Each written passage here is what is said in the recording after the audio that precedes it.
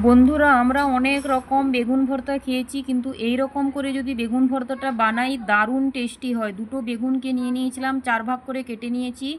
তারপরে নুন হলুদ মাখিয়ে কড়াইয়ের মধ্যে সরিষার তেল দিয়ে সুন্দর করে গোল্ডেন কালার আসা পর্যন্ত উল্টে পুল্টে ভেজে নিচ্ছি। এই যে দেখুন, আমার বেগুন ভাজা হয়ে গেছে। এবার প্লেটের মধ্যে তুলে রেখে দিয়েছি।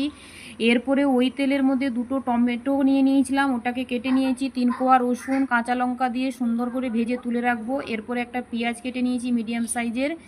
তারপরে এগুলোকে তুলে রেখে সুন্দর করে মিক্স করে নেব। এই যে দেখুন, কাঁটা চামচের সাহায্যে হয়নি, তাই গ্লাসের পিছন দিক দিয়ে আমি মিক্স করেছি। তারপরে ওই কড়াইতে আবার পেঁয়াজ কুচি দিয়ে সুন্দর করে ব্রাউন কালার আসা পর্যন্ত ভেজে নিয়েছি। তারপরে মিক্স করে রাখা বেগুন টমেটো রসুন সব কিছু ওর মধ্যে অ্যাড করে দিলাম।